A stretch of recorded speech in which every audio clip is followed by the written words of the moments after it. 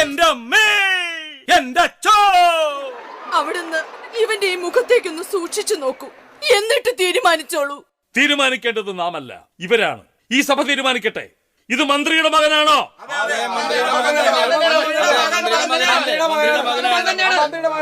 ഇനി എന്തുണ്ട് മന്ത്രിക്ക് പറയാൻ?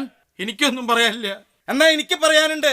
ഒരു തൊപ്പിയും വെച്ച് വേഷം കിട്ടി മാലയിട്ട് നടന്നാലൊന്നും മന്ത്രിയാവില്ല. അതിനൊക്കെ ഇത്തിരി തറവാടിത്തം വേണം. മക്കളോട് എങ്ങനെ പെരുമാറണമെന്ന് ഞാൻ അച്ഛനെ പഠിപ്പിക്കാം. അഹങ്കാരം കൊണ്ട് പറയല്ലടാ മോന്റെ അച്ഛ.